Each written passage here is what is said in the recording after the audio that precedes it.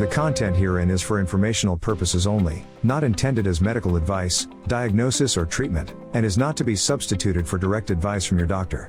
Welcome to Lymphcast, the gathering place for physicians, healthcare experts, and special guests. We dive into the world of lymphedema, venous disease, and other related disorders, exploring their impact on your daily life. So settle in, unwind, and join us as we uncover everything you need to know about lymphedema and related conditions on our engaging show Lymphcast. Today's Lymphcast program is proudly sponsored by VitaSupport MD, the makers of Vein Formula 1000 and Lymphatic Formula 1000. These MPFF-based nutraceuticals are backed by science and recommended by doctors specializing in venous and lymphatic disorders. Visit VitaSupportMD.com to learn more. Greetings and welcome to Lymphcast, our show all about lymphedema and associated disorders. Episode 30 tonight, if you can believe that. We do want you to check out our website, lymphcastnetwork.com, and everything is there for you. Also, if you have any questions for the panel, please send them in. I'll give you the email address now. It'll be in the show notes as well. hello@lymphcastnetwork.com. Easy to remember. hello@lymphcastnetwork.com.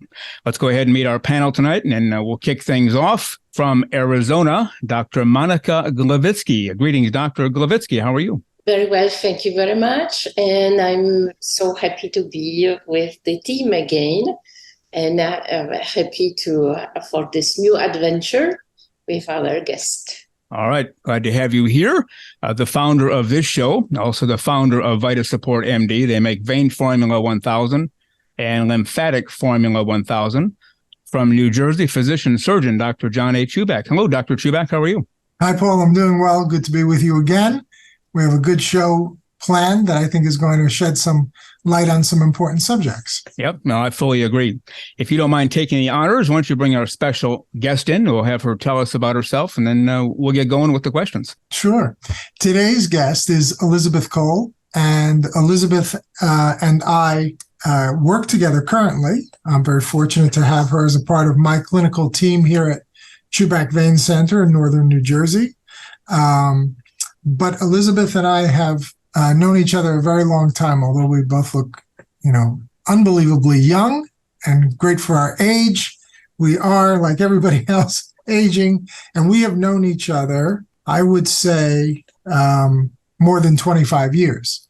We've known each other since I was a general surgical resident in New Jersey. In my second year of residency, we met when Beth, as she prefers to be called, Beth was critical care nurse in the cardiac surgical intensive care unit. And ironically, I went on to become a cardiac surgeon, as many of our viewers know. But that's where we first met. We were both very young and relatively inexperienced, but learning and growing as young professionals. And little did we know that more than 25 years later, our paths would cross again. And our paths did crisscross a little bit over the years as we would see each other again at meetings and had some discussions of even employment many years ago.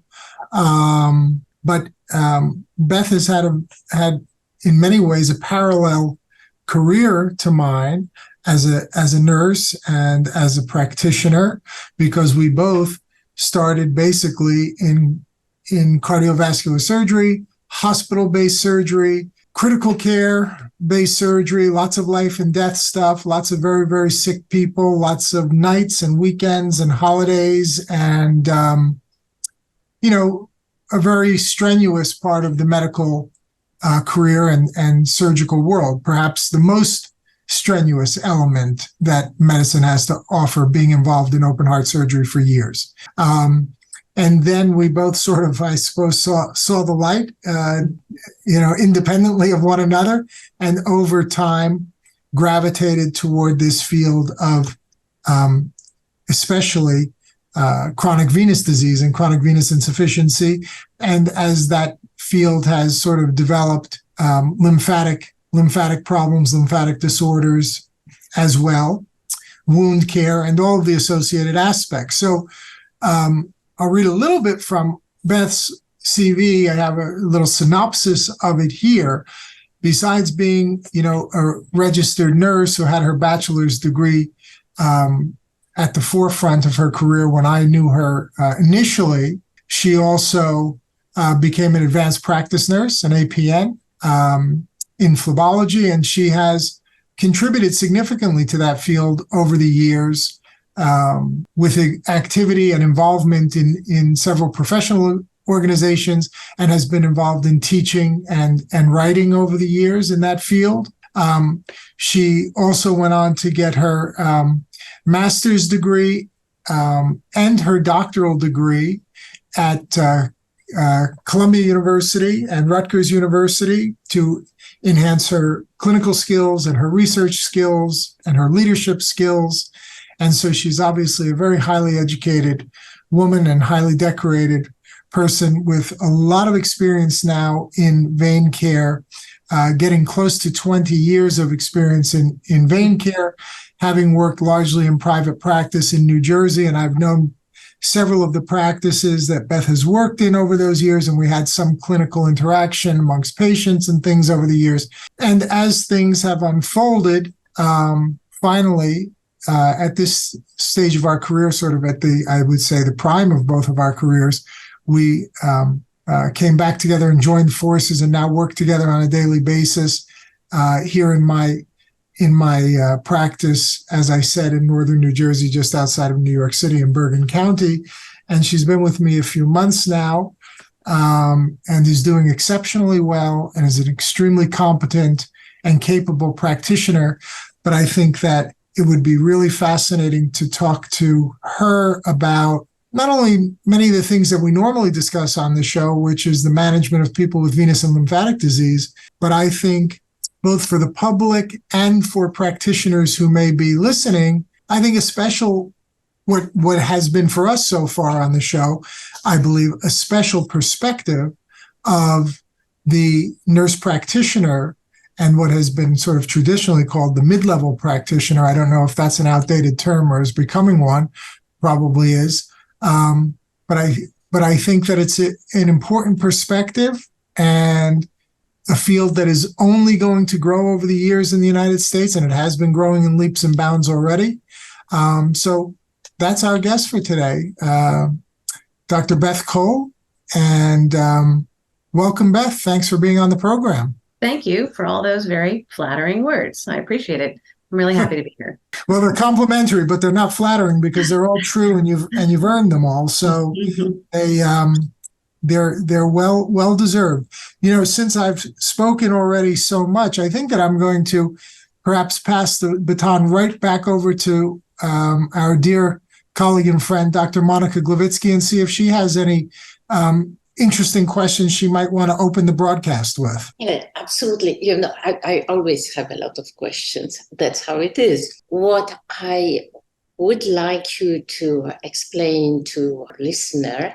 So, first of all, how somebody became the nurse practitioner so experienced as you are in the field of venous and lymphatic disorders. So what is the training? What is the help that you can have with some formations, degrees, and so and so? So I, like Dr. Chuback said, I started in cardiovascular surgery as a staff nurse, and then went to Columbia to get my nurse practitioner certification and my master's degree. So I'm sorry. So nurse practitioner, how many years you have to fulfill education, training, and so on? So after the bachelor's degree in nursing, a nurse practitioner is a 3-year program with a clinical component where we get advanced training. And in my case, my program was as an acute care nurse practitioner, a hospital-based nurse practitioner. We had additional advanced clinical training for things like inserting central lines, chest tubes, suturing, emergency care, critical care, vasoactive medications, that sort of thing. So that was my advanced clinical training as a nurse practitioner. Yes, yeah. Through Columbia. And that was many years ago, 1998. So, and then around 2004, I was working as a nurse practitioner in cardiothoracic surgery and vascular surgery. And I was approached by an interventional cardiologist, actually, who wanted to open a vein center. And I didn't really know anything about it, but at the time it sounded very interesting to me. And so he and I went and spent a month in Florida training at a vein center down there, and came back in 2004 and got up and running in his practice. And that just drew me in. I loved it. And I became very actively involved in what was the American College of Phlebology at that time. Good. And I really enjoyed the imaging component. So I started doing my own ultrasounds and pursued my certification as a registered vascular technologist. And so for a while, I was doing all of the sclerotherapy and the venous imaging, all of the vein mapping, all of the rule-out DVTs, and really just becoming well-versed in venous anatomy and pathology and imaging. And I enjoyed that tremendously. And I think that allowed me to competently make the leap to performing ultrasound-guided sclerotherapy, which I've done for many years. And I really just, I liked it a lot. And venous disease and lymphedema go hand in hand, as we all know. And of course, wound care is an essential component of that. So those are the three areas that I have concentrated my career on for the last 15 years: venous disease, lymphedema, and wound care. Well, that's fascinating, for me. And apparently I can see that, John, you are not the only cardiologist who switched to veins. Is that epidemic or what? Well, I think it was a bit of an epidemic. As you know, I'm a cardiac surgeon, not a cardiologist. There's a obvious distinction between the two. But the person that I initially trained with and had exposure was Ron Bush, who was also a board-certified cardiovascular surgeon. So I think that at the time, back in the early 2000s, I went right around the same time, 2004, I didn't spend a month. I spent a day with Ron Bush, but I was a fast learner. Of course, at that time I was doing open heart surgery, so I didn't have the time to do any lengthier training, but it was a great experience and did a lot of studying outside of obviously that time that I spent with Dr. Bush, and for a period of time had open lines of communication with him to ask questions and gain counsel and advice and things like that. And for many years, I was practicing cardiovascular and thoracic surgery alongside veins, and I slowly but surely built the practice up to a full-time vein center. But I certainly didn't flip a switch and do that overnight. So we all learned as the field was progressing, and as new techniques were being introduced, and we grew together. And it was funny, it's just interesting that Beth and I were doing that sort of in parallel, but not together. And I think that the fact that she became an RVT and I became an RVT was very valuable indeed, because I think that in order to be truly competent in this field, ideally the practitioner should be scanning and really feeling comfortable with the probe in their hand and knowing what they're looking at, and not having to be really assisted in a crutch-like fashion by a technologist in order to do all of those things. And that has been one of Beth's strengths in our practice, is that she's completely autonomous in that way. I've had some other mid-level practitioners who don't have her strength of background try to work with me, but they were never really able to get to that next step, largely because their ability to scan and ultimately make that leap from just a purely diagnostic scanning person to the interventional scanning person is a bit of a leap. And I think it's an interesting subject. We talk about it quite a bit, that you're looking at a two-dimensional image that's remote, and you're working in 3 dimensions close to the body. And it's not for everybody. Not everybody can make that leap of being able to work in 3 dimensions without looking at their hands. And so you're looking off into the distance in a 2-dimensional plane and working in 3 dimensions. And Beth obviously has been able to master that and is very, very capable. So that was a great accomplishment on her part. And it was one of the reasons that I had her join us here and help with all of our clinical work. It's a great skill set to have. And to add to what you're saying, my philosophy, and I'm sure it has been yours too, is that we don't treat patients based on ultrasound reports. We treat patients based on what we see. We don't treat a report. We treat a patient. Yeah, that's critically important. Fully. But interesting point that I wanted to tell about how different healthcare can all over the world, because actually, at least in Europe, but also in many other than European countries, the treating physician is performing the ultrasound, and there is technicians are not doing that. The technicians are much more in the more sophisticated, examinations like a CT scan or some others, but not with the vascular diagnosis with ultrasound. Every single physician in Europe. How interesting! Yeah, right? It's very interesting.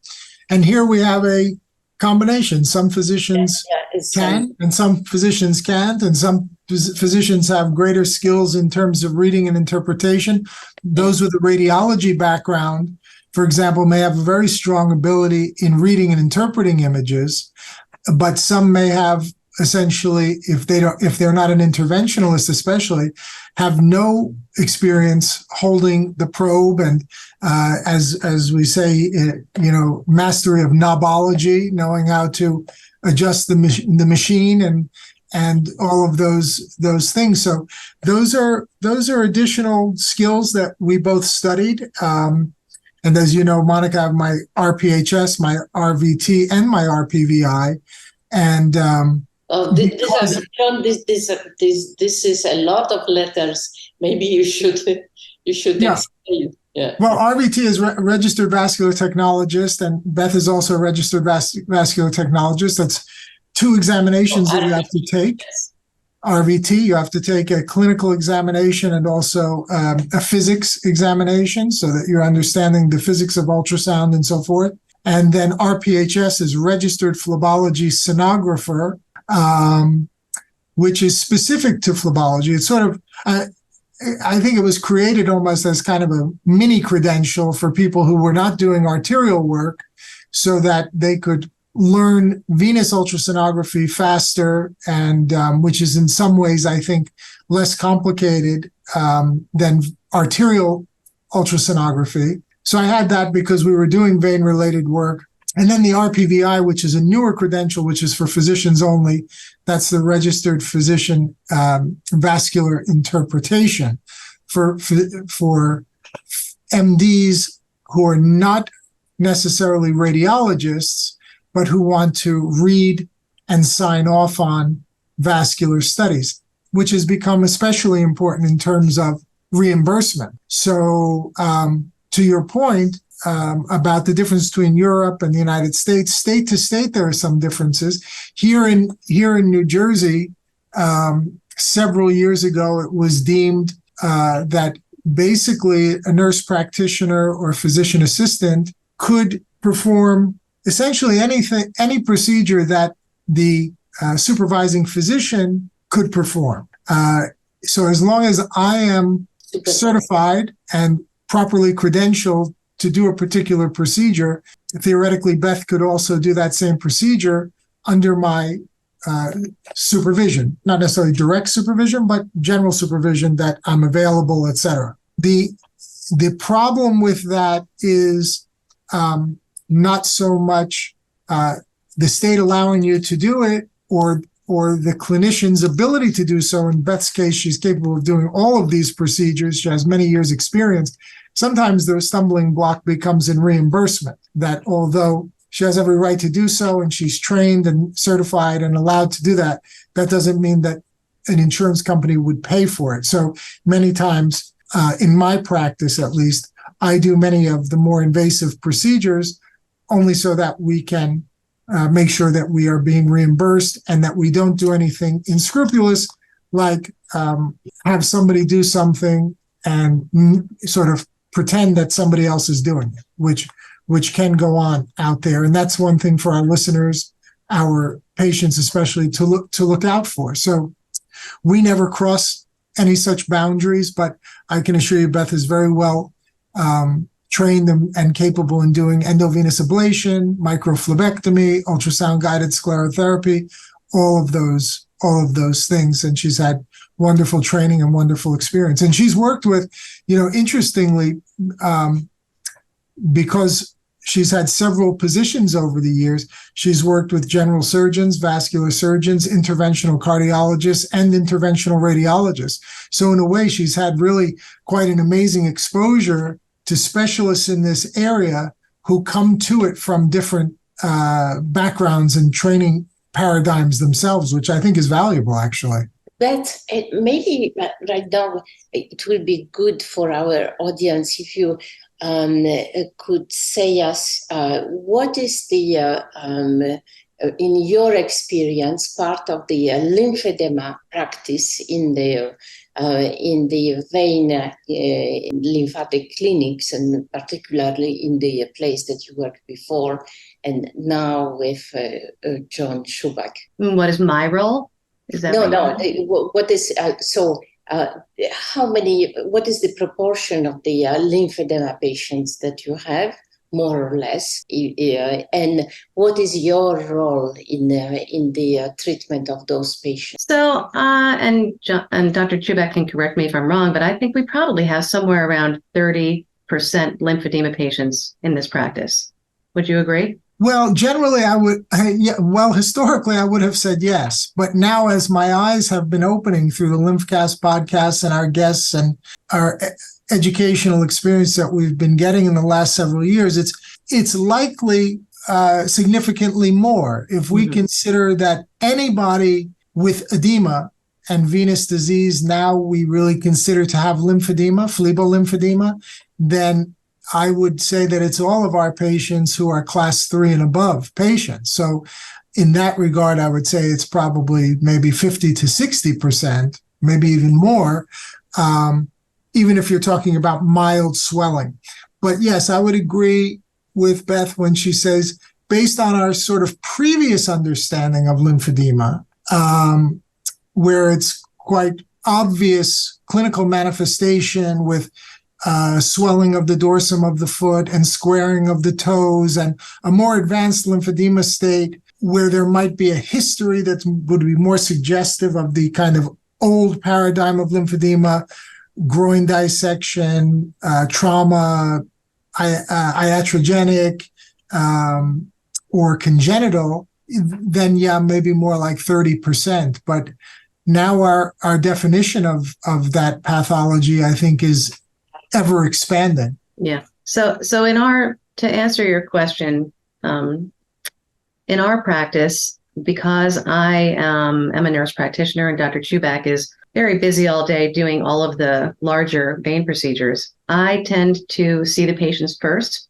at their initial consultation, and I interview them and take their history. And I have the privilege and luxury of spending a tremendous amount of time with the patients at that initial visit. And I really go into detail, not just getting a detailed medical history, but also a detailed social history to get a really good idea of what are the barriers that they may have to self-care, to performing personal hygiene, to donning a compression stocking, performing skincare. Do they live alone? Do they have a caregiver support? And then I spend a tremendous amount of time educating patients about lymphedema, about how to care for themselves, about how to prevent cellulitis and complications, as well as how to don compression, physically demonstrating to them how to don compression devices using donners and doffers and how to perform skincare, and there are a lot of obstacles that they have to overcome. Many of our lymphedema patients are morbidly obese. Sometimes they have multiple comorbidities.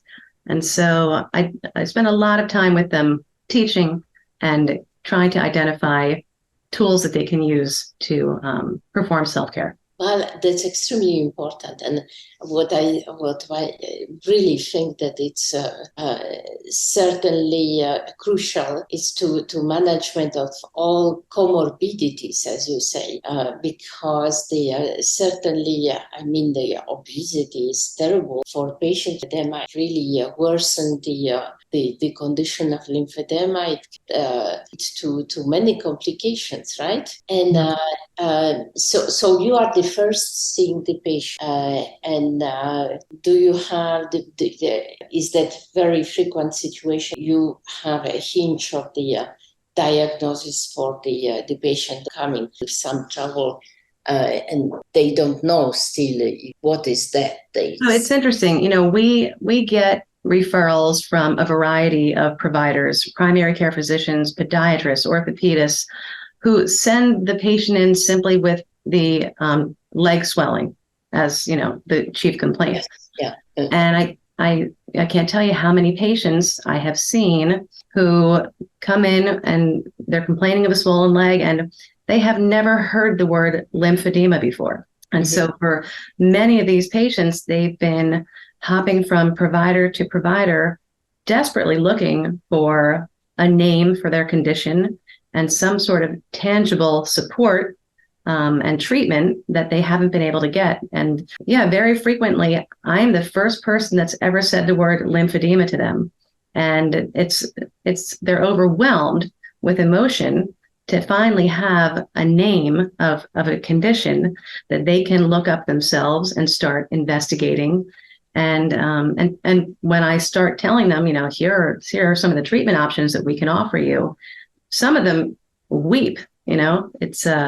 It's really an emotional situation for them. Vein Formula 1000 and Lymphatic Formula 1000 from Vita Support MD are backed by science and sold in doctors' offices. If you're a physician who may be interested in prescribing or selling these excellent nutraceuticals, please call 862-246-7877 to speak to a representative today. Yeah, we have heard of many patients, wandering from one physician to another for years before getting the proper diagnosis. That is a problem. Yeah, it's really a great point that Beth brings out, because before they weep, usually tears of joy, before they even know whether that's good or bad. They're just so happy to know that the problem has a name. It's a real problem. They're not crazy, and that their quest for answers has finally culminated in a place and with a person who can put a name to the problem and give a diagnosis. It's such a relief to know at least that this is a real disease.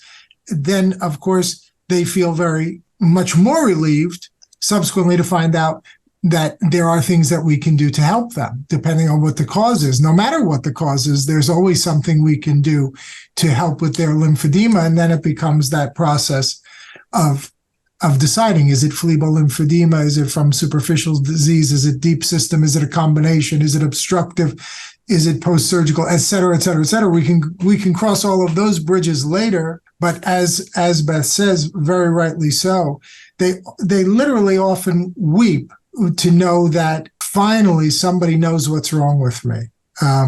As I said, ironically, even before they know if that's good or bad, like it could be, oh my God, this is a terrible diagnosis. But before they even get to that stage, they're just so relieved to feel like I'm finally in the hands of someone who knows what's going on and understands this. So, Beth, your diagnosis, first when you see the patient, you examine the patient, you have the all history. But your confirmation of the lymphedema diagnosis is what? Just clinical, or do you advise with Dr. Chuback some complementary examination to. Yeah, no, I don't think that we have a final diagnosis until they've completed really a 3-step process.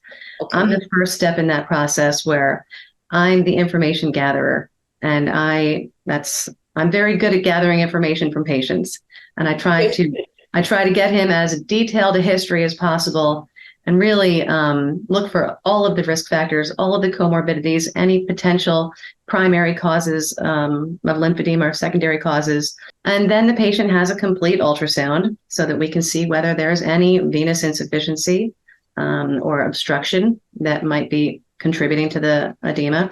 And then the third component of their consultation is that they meet with Dr. Chuback, and I tell him what I've found and what I've learned about the patient, and we pull it all together and come up with a final diagnosis. That's a wonderful process that the patient appreciate a lot.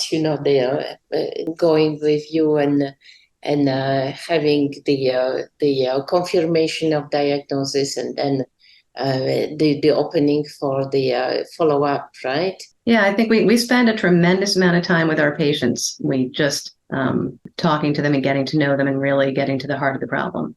And I have the question for both of you, because this is a totally almost philosophical discussion, like. Monica, before you get to that question, can I just mention one other thing that's important? Based on this previous conversation, one other very important thing to point out. So many patients who do get evaluated elsewhere by I call us now sort of super subspecialists, because I would consider a surgeon a specialist, a vascular surgeon a subspecialist, and then a venous professional a super subspecialist, okay? To the equivalent that you might have a patient, an ophthalmologist who's a retinal specialist or a cataract specialist. You're really a super subspecialist. So being a super subspecialist, it's easy to be good at what you do because it's all you do. So I think maybe at times we tend to criticize our colleagues for not making these diagnoses and so forth. But then again, I probably don't know that much about retinal disease either. So I think it's important that these patients do get more and more referred to super subspecialists like ourselves.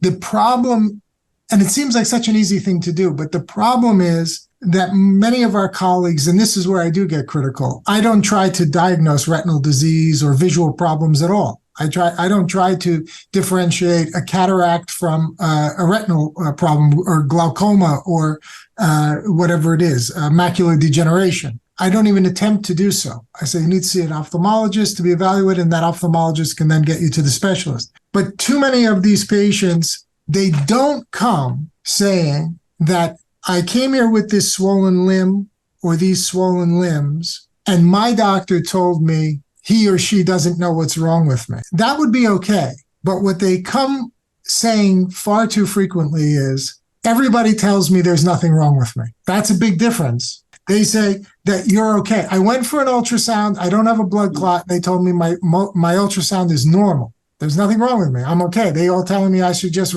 elevate my feet at night and lose weight and don't take excessive salt. So that's why there's such a great sense of relief, because the patient knows intrinsically that they're sick. They know there's something wrong with them, and they're being told by everybody, you're okay. There's nothing wrong with you. We got an ultrasound. It's normal. And so they start to feel, quite frankly, crazy, and they start to feel frustrated and confused. How could I look this way and feel this way? And all of these doctors are telling me, not that they don't know what's wrong with me, not that they don't understand the problem, not that I should go get another opinion, not that they're going to help me to understand this, but that I'm okay, that I'm not sick, there's nothing wrong with me.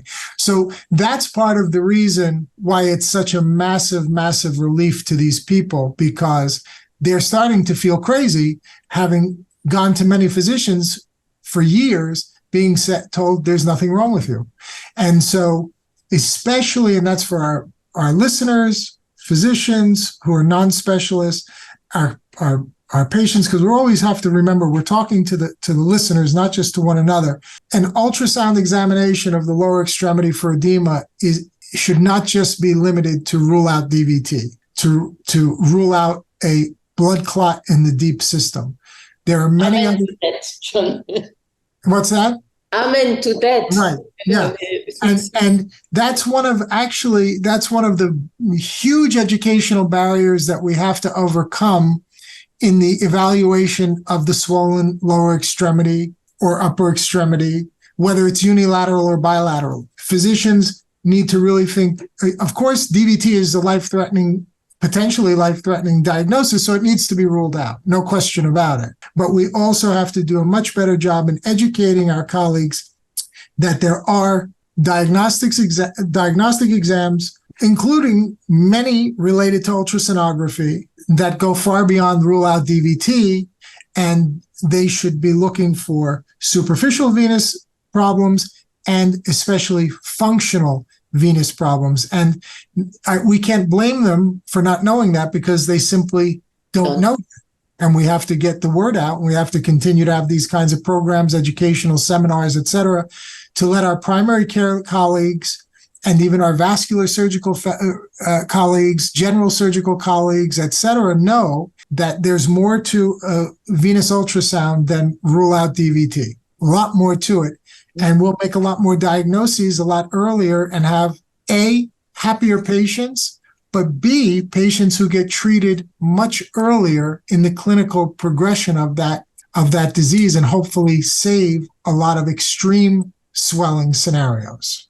John, if I can ask you a quick question, how often are these patients, before they get to you, how often are they told, it's all in your head? Like you said, just go put your feet up, quit eating so much, and there's a lot going on in your head. Just go home and have a good stiff drink and go home. Yeah, it's not necessarily, Paul, I hope I didn't misportray it. It's not typically that the physician or the nurse practitioner or physician assistant would say to them, it's all in your head. What they because they can see that they have a swollen limb. Yeah. They can see that they have swollen legs. But they're basically saying it's no big deal. Whatever it is, right? If it's not going to kill you, you don't have to worry about it. But the individual is saying, well, that's easy for you to say. You're not dragging around a big swollen leg, or you don't have two big swollen feet and ankles that don't fit in my shoes any longer. I'm relieved to hear, doctor, that you don't think I'm going to die from this, which generally is correct. But I'd also like to know what I could do to get better.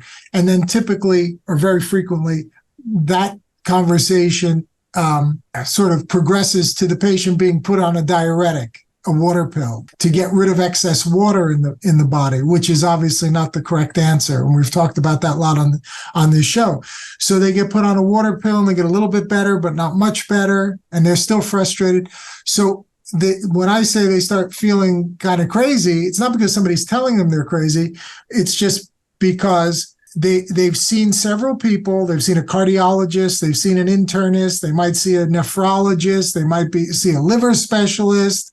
They might see a podiatrist. They might see all of the above. And everybody tells them, don't worry about it. But when you're swollen and disfigured and uncomfortable, you worry about it. Yeah, I think you are absolutely right. It's not a question that their swollen legs are denied by the physician, but they are put in the situation like it would be desperate. No other solution that elevate your leg and lose weight. Well, elevate your leg when people have to work, they are out all the day. How do we elevate the legs in the office? It's really certainly the very complex psychological situation for those people. Yeah. Right. And to Beth's point, in our practice, which is rare, and there's a price to pay for this, quite frankly, we spend a lot of time with the people. She spends a lot of time in that opening, interview and physical examination, history and physical. And most physicians today simply do not have the time to do it. So if somebody shows them swollen ankles, showing somebody swollen ankles would be like somebody showing their dentist that they have teeth. I mean, they're so common that people are not going to be impressed by it unless it's extreme, unless you have a really extremely swollen, particularly one limb, not both, but one side or the other, then the physician or practitioner will be very concerned that the patient might have a blood clot and it could be life-threatening, and then they order an ultrasound. But beyond that, swollen ankles really don't impress primary care doctors because they see so many of them for so many different reasons. And that, again, I think that's a very important word that Monica made me think of. The patient feels that they're being dismissed, that their complaint is not worthy of attention or worthy of investigation. So it's just like, yeah, I see that you're swollen, I get it, but I don't care, and that's really what they're hearing. They're hearing the physician say, I don't care, because unless you're going to die from it, I have more important things to do. And that's a terrible feeling. And unfortunately, I think that we've gotten to the point in healthcare in the United States where everyone is so busy and overworked that we're getting a lot of that, not just in that particular scenario, but in general, when people have aches and pains and this and that, various things.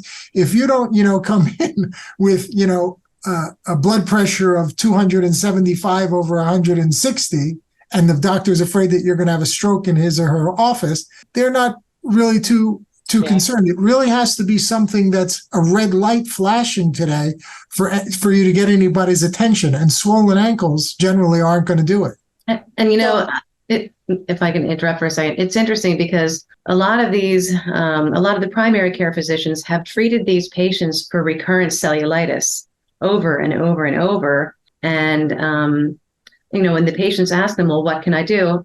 And the only answer they're getting is lose weight. But that's a long-term goal. In the short term, patients need to know how to care for themselves to prevent cellulitis from recurring, and they don't get the tools to do that. And so they're almost shamed by being told, this is your own fault. You've done this to yourself. You need to lose weight. And until you do that, no one can help you. So it's a terrible predicament for them because they need short-term answers and short-term help. Yeah. John, would this be a good time to just take a break for a moment? We have a new segment, the Lymph Lighthouse segment. We encourage our listeners to write in. If you have a question for any of the panel, hello@lymphcastnetwork.com. Is it okay if we take a few moments to ask a few questions? Yeah, I think that's a great idea. And I think I should probably try to explain a little bit the name of the new segment, the Lymph Lighthouse. Yes. I think the Lymph Lighthouse, which one of our team members came up with, not me, but I think it's a terrific name once I kind of understood it a little bit better. I think the Lymph Lighthouse has kind of a double entendre kind of meaning associated with it. One is that it's a beacon of light, a beacon of hope, so that for anybody who may be out there experiencing the kind of emotions and situations that we're talking about, who might feel proverbially that like their ship might crash into the rocks, or that they're kind of lost at sea in the dark. And I think the lighthouse is meant to be a beacon of safety and hope, and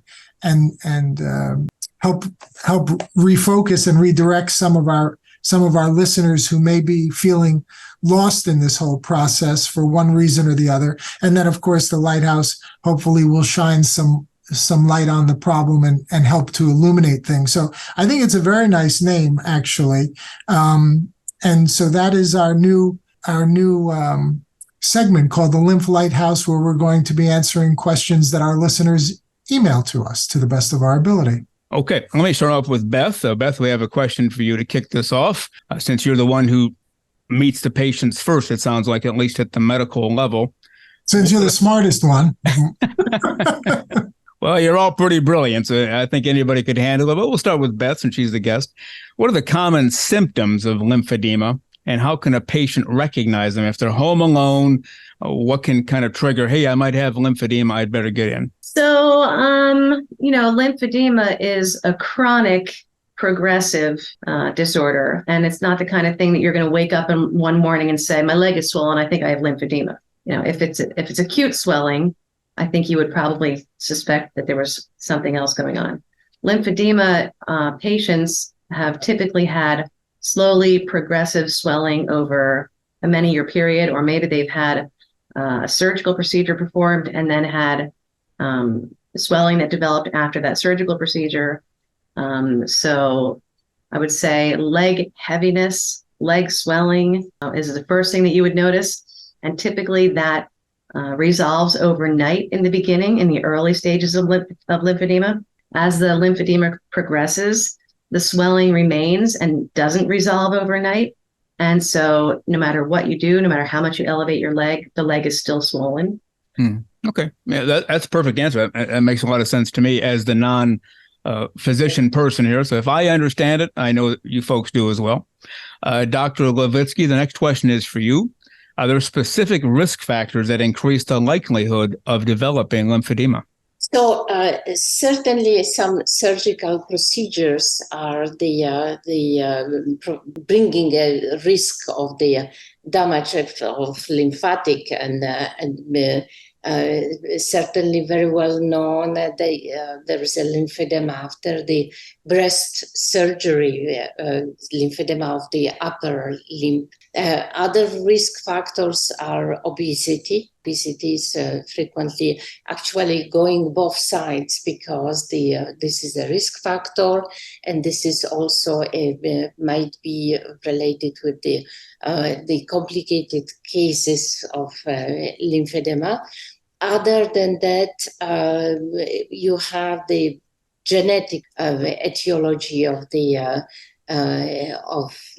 primary lymphedema, and you have in some families you have the systematically appearing the new cases of lymphedema, which is known. Mother had the same situation. Daughter, maybe the new generation will have that risk too, and this is related to some gene mutations. And you have a huge number of patients which have the so-called phlebolymphedema, so the lymphedema related to venous disease, and that's certainly very frequent among the vein and lymphatic clinics such as Dr. Chuback's.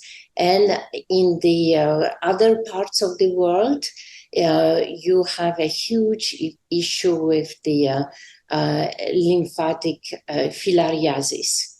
So this is the disease related to the parasite infection, which is correlated with the extremely spectacular cases of the lymphedema.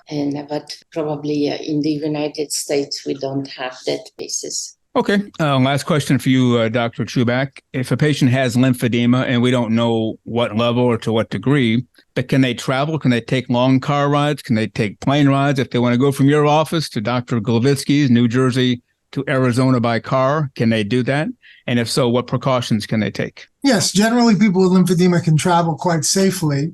There may be some discomfort associated with long bouts of travel because the lower extremity, for example, is in what we call the dependent position. It's below the level of the right side of the heart. So gravity is going to tend to pull fluid and trap fluid in the lower extremity and particularly at the bottom of the lower extremity. So generally, you'll see swelling in the not only the leg, the lower leg, but also the foot. So this is very common diagnostic sign of lymphedema when you get swelling on the top of the foot, what we call the dorsum of the foot. It almost looks like a muffin top, we call it. So that can cause pressure and discomfort for the patient, although very little danger, generally speaking. And they would do things like wear compression stocking, graduated compression stocking while traveling. Knee high is typically adequate in most patients for travel, but even a thigh high compression stocking may be superior in some patients. Also, we encourage people to activate what's called the calf muscle pump, whereby if this were my calf and this or my foot, we ask the patient to flex and point the foot, or dorsiflex and plantar flex and extend the foot to pump the calf muscle, which evacuates not only venous blood from the leg, but also that muscular contraction contracts and squeezes all of your smaller lymphatic channels, which will push fluid, excess fluid and lymphatic fluid out of the limb and help force it back toward the heart. So those are things, if it's a car ride, we also suggest that every reasonable period of time, an hour to an hour and a half, you might stop the car for a coffee break or a restroom break, and also get out of the car and walk around for a few minutes, because then you're forcing all of the big muscles in the lower extremities to work and also push fluid back to the heart. On an airplane, if you're in a position to elevate the legs, that's great. If you can walk in the aisle once in a while to stimulate flow, that's great.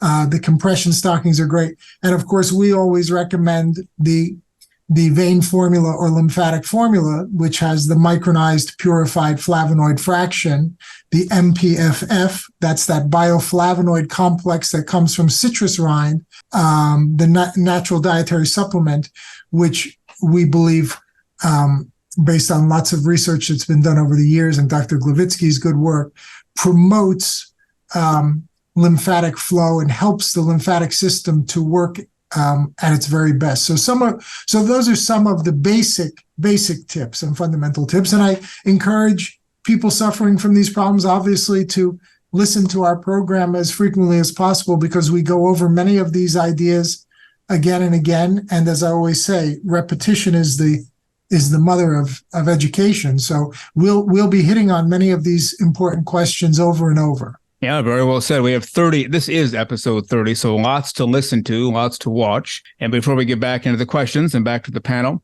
a reminder to our listeners, go ahead and write us, and the panel will address your question. The email address again, hello@lymphcastnetwork.com. Again, that'll be in the show notes. And Dr. Chuback, I'll turn it back to you and continue on with the discussion. Well, thank you, Paul. Now that you say that, you're giving an email address. There's another email address that I think is critical that we always remember to share. I'm noticing behind Dr. Glowicki, if anybody's watching our YouTube version of this, our vodcast, as opposed to our podcast, she has a beautiful new painting that she's working on of a surgical scene. I think it may be for a textbook or something like that. She can explain it to us. But Dr. Glowicki is a very accomplished fine artist and painter. And Dr. Glowicki, if you could share your website with our listeners, I would appreciate that. And I'm sure they would appreciate that, to see your work. Oh, thank you very much for the opportunity. Yes, if somebody is interested, my website is Monica with K, L, this is my middle name, Glowicki, GLOVICKI.com. You can find my work website. MonicaLGlowicki.com. And I'm sure we'll post that as well. And you'll be able to find the link to that on our website, the lymphcastnetwork.com. But beautiful, beautiful painter. And as you can see, she can do beautiful representational figurative work, as she has there. In fact, in my own personal collection, I own one of Dr. Glowicki's paintings of herself as a little girl, which is a beautiful, one of my absolute favorites. But she also does some phenomenal abstractions, and color is one of her. The use of color is one of her great strengths, and something she's studied quite a bit over these years. So I encourage everybody to check that out. Well, you're an artist too, aren't you, John? A bit of an artist. I had some training, and I dabble, but I wouldn't call myself a professional like Dr. Glowicki. Okay. Still working. Well, you're good, though. Thank you. You don't need to be professional to be good. Thank you very much. But you are an author. You might want to put that out there. You have a lot of books out there. I am an author. Everybody can go to chubackeducation.com to check out my books. And the latest book that Paul and I are working on a podcast, Your Blueprint for Success, which is a wonderful book about personal development is available at Amazon. But after all that, let's get back to some questions for Dr. Beth Coll, our nurse practitioner, and my colleague here at Chuback Vein Center. Monica, I think before we got down that big road, you were about to ask something a few minutes ago. Yeah. At VitaSupport MD, we believe in creating the best bioflavonoid-based supplements to support your vitality. Bioflavonoids are found in abundance in nature and support excellent health and wellness. The demands and stresses being put on our bodies in these challenging times are unlike any we have seen before. Support your body with the flavonoids it needs to fight inflammation and oxidation. Unlike other products in the marketplace, VitaSupport MD dietary supplements use micronized flavonoids for optimal absorption and effectiveness. Micronization is an advanced process which creates an ultra-fine powder easily absorbed by the body. At VitaSupport MD, we are passionate about making your good health our life's work. Yes, absolutely. This is almost, as I said, a philosophical question, because truly, in most of the cases, you have a very clear situation after the clinical examination and the duplex examination ruling out, some other pathologies. But my question is, do you often prescribe to your patients a lymphoscintigraphy, which is in all guidelines pointed out as a diagnostic criteria for lymphedema? Beth, she's asking you if you I would have to. I want to answer this question myself. I would have to punt that question to you, because I'd say that the advanced imaging orders come from Dr. Chuback. Yeah. So the reason I'm asking, because it was very recently one publication that pointed out that although this is like the confirmation of the lymphedema diagnosis, only 2.5% of patients are having this confirmation. So what do you think, John? Should we? Because this complex examination, not every center has, like hospital center, vascular. It's a fantastic question. And I don't think it's one that we've discussed before on the program. I have to admit that I essentially never order the test. Now, that may not be right. I'm just telling you what my clinical experience has been, and I can give you the reason why, or the reasons. As you just touched on, generally speaking, my experience was, now this is going back, a fair number of years, but my experience was during my training, general surgery and cardiovascular training, that the study was being very, very rarely performed at that time. And so there were very, very few people, my understanding again, I can be wrong and I can be corrected, but my understanding was that it was very much operator dependent, and that most centers, even big academic centers like I was in during my training, were not doing a good job with lymphoscintigraphy at all. And secondly, but more importantly, because could I find someone doing excellent lymphoscintigraphy in the New York metro area? I'm certain that I could.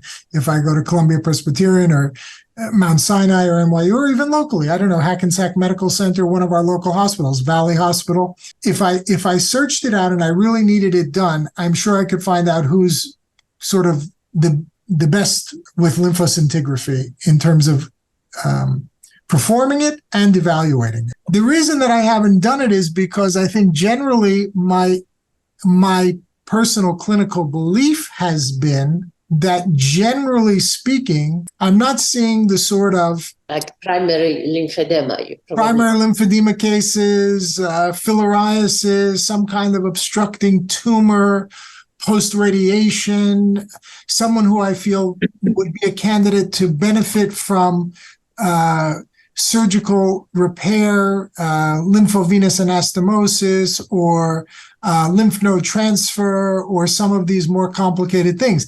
Generally, what we're seeing is bread and butter secondary lymphedema, secondary to, in my case, almost exclusively phlebolymphedema from chronic venous insufficiency, whether superficial or deep.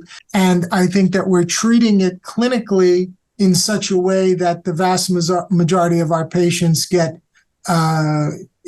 wonderful response to care, especially when they are compliant and dedicated. So certainly, I think to order lymphoscintigraphy in all of the patients I see with lymphedema would be a gross abuse and overutilization of the test. But I'm open to your perspective on it. I just, that's kind of how I've functioned. So no, but I think I agree with you. There is in your particular situation, there is no need. The fact is that maybe in the future we would need a little bit more elaborated examination specific lymphedema, which we are not yet in this situation. There is a research ongoing, not yet clinical with the precise diagnosis. Yeah, I think that's exactly right, because I think, again, as a clinician, as opposed to a researcher or a study situation, when you're seeing things that are common and manageable through the normal routes of good clinical medicine, whenever you order any test, you sort of have to ask yourself, what will I do with the results?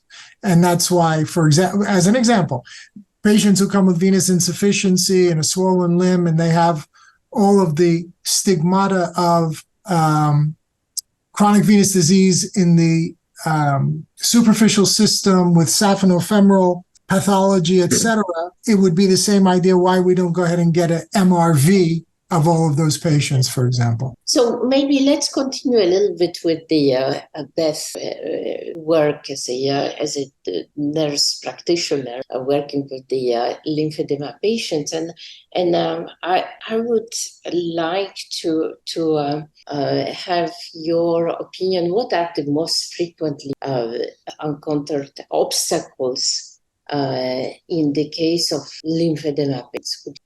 Well, I think that there are the patient's individual obstacles, like we talked about a little bit about before, social barriers, living alone, not having a caregiver to assist them, especially with our patients.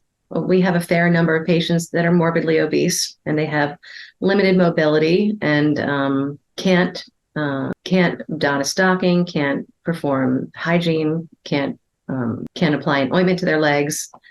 So those are personal barriers that most of our patients encounter. And sometimes we have to work with them to get them assistance. I've had patients come in who have acute cellulitis and dermatitis and blisters and ulcers, and they usually necessitate a consult with the visiting nurse agency so that we can get them into a multi-layer compression dressing 3 times a week. And equally as important, they can also then get them a social services consult and get them access to a social worker who can maybe provide them with greater assistance from within the community with transportation, with a home health aide, just helping to identify their other needs by going into the home and seeing how are you caring for yourself? How are you able to take care of your legs? How are you able to bathe? And it's kind of surprising sometimes to find out that people don't have access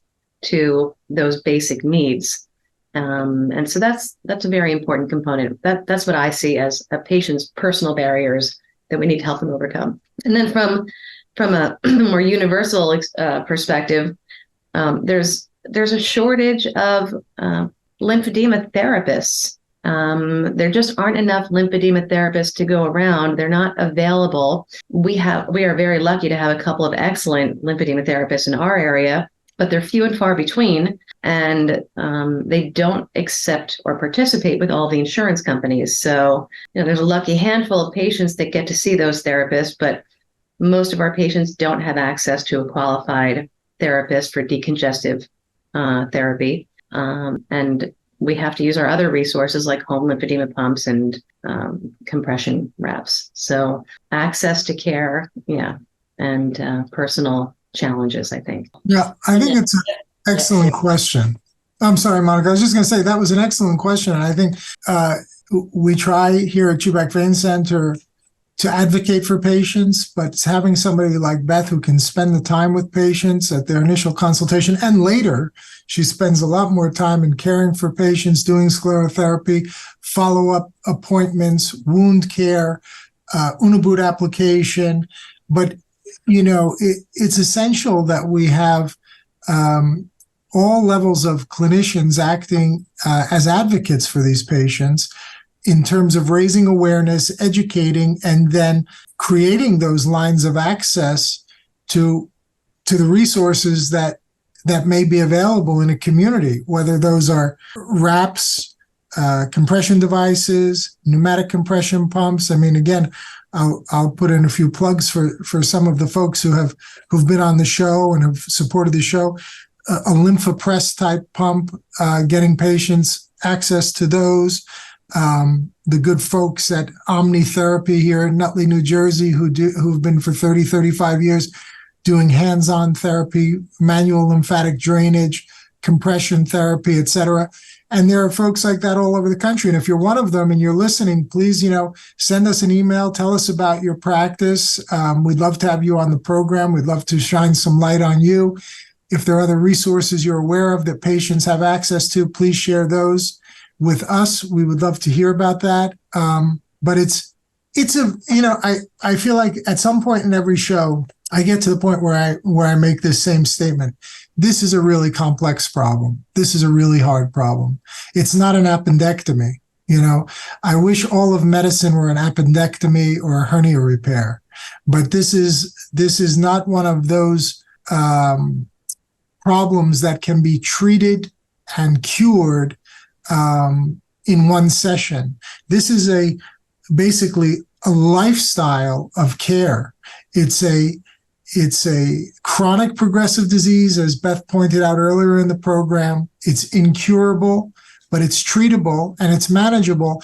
But unfortunately, that management is a multimodality, multimodal, multidisciplinary treatment strategy that includes diet, exercise, dietary supplementation with supplements like MPFF, compression, elevation, surgical intervention, non-surgical intervention, hands-on therapy, psychological, emotional support, et cetera, et cetera. I mean, it's really a complicated problem. And it also, I think, sheds light on a subject we talked about earlier, which is it's why so many physicians, when they see it, they want to avoid it because it's so difficult to treat. It's so difficult to manage. It's time consuming. It requires many resources from the doctor's office if they were going to try to really pursue this kind of care.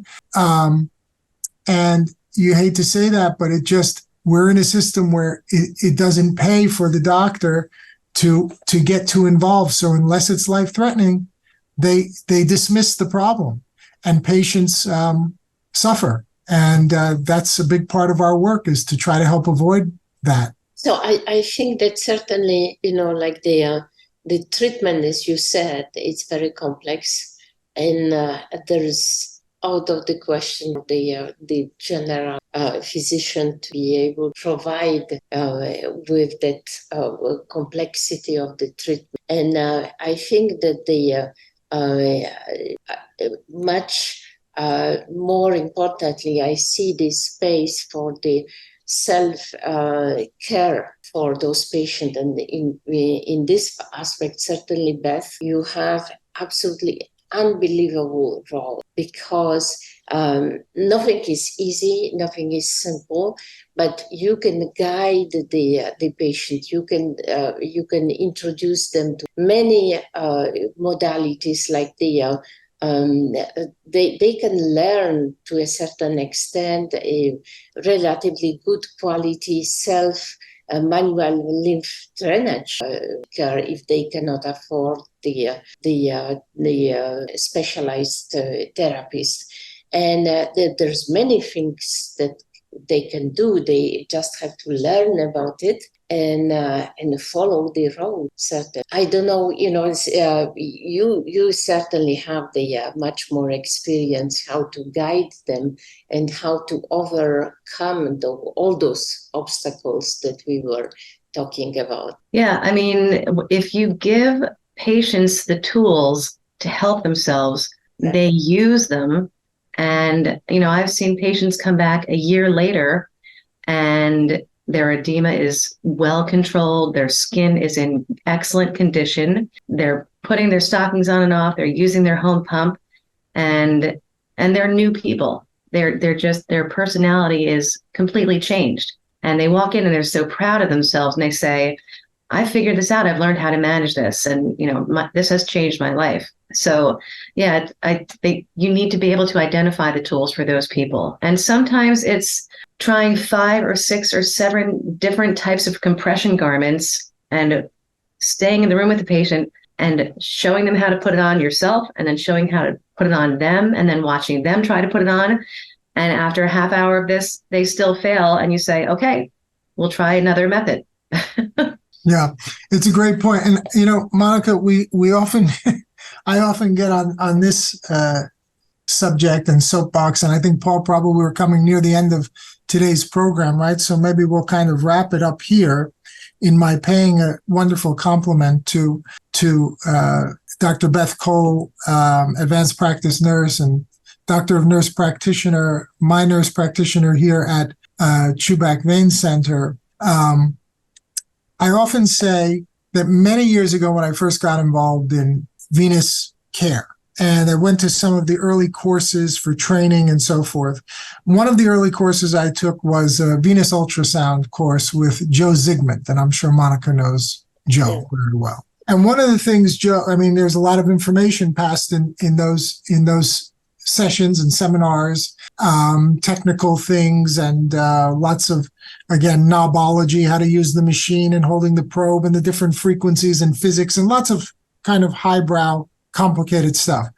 But the thing that Joe Zygmunt said that day that has always stayed with me and I pass along to others who I've worked with and taught along the way is that if you want to be a great ultrasonographer, venous ultrasonographer, you have to be curious. You have to ask yourself, I wonder where this vein originates. I wonder where it goes. I wonder where that reflux is coming from. I wonder why the reflux that I see here, I can't demonstrate there. I wonder why. I'm curious. And if you're curious about things, and if you let your curiosity lead your exam, you'll be much more likely to make a more thorough assessment of the patient's vascular system and a better and more precise and more valuable diagnosis. But there's one step beyond that Joe didn't say that day, but I've kind of added to that great lesson, which is, well, why would somebody be curious? And to be curious, you have to care. If you don't care about the patient, why be curious? Right? Just do a cursory exam, write down what you find, do the basics, do the minimal amount required, jot down the numbers and call for the next patient. But someone like Beth Coll really cares. That's why she was a great nurse when I knew her 25 years ago. And now she's a great nurse practitioner and she takes great care of patients because in everything that she does, as every good practitioner should, she cares. She cares about the patient. She cares about how the patient is feeling. She cares about the patient's circumstances. She cares about the patient's access to care. She cares about all the things you're supposed to care about to be a good, doctor, quote unquote.